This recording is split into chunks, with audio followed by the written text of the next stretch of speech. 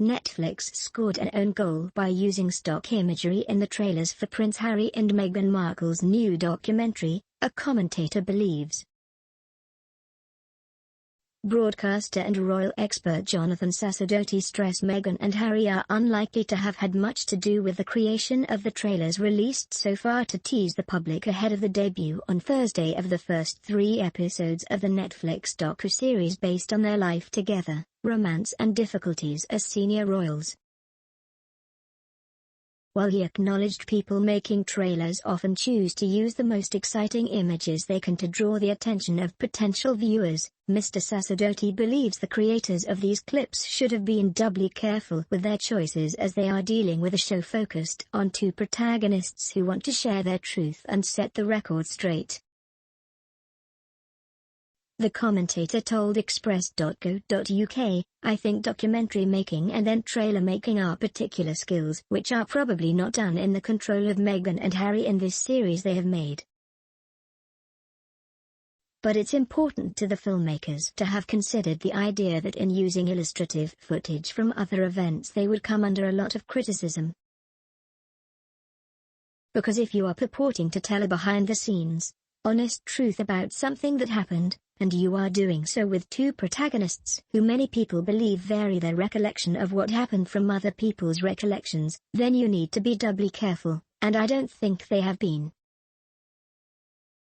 So it was a known goal for them, the filmmakers, to use the Harry Potter red carpet photographer's shot, to use the images of the paparazzi outside Katie Price's court appearance and of photographers trying to get pictures of a car in which was Donald Trump's ex-lawyer, Michael Cohen.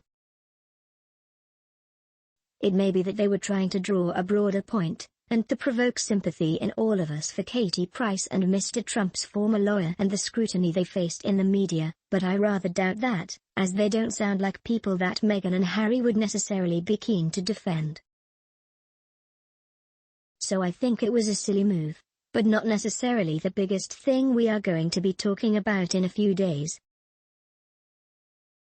Mr. Sacerdoti then focused his attention on one of the images of Prince Harry used in the first trailer for the documentary. The picture, taken years ago, shows the Duke holding his hand up to shield his face from photographers. It later emerged the UN-cropped version of this photo featured Harry's ex-girlfriend Chelsea Davy walking beside him as they were trying to leave Heathrow Airport. It was included among a series of other snaps of the royal taken throughout the years. Mr. Sacerdoti said, "When people make a trailer, they look for the juiciest and the most exciting images they can. The most interesting one for me was the one showing Prince Harry holding his hand up to stop the photographer, which turned out to be a photograph with one of his former girlfriends. Now, in my mind, that is justifiable, because they will probably talk about him living under the scrutiny of the press from birth, so at some point in the documentary they may indeed talk about his time before Meghan."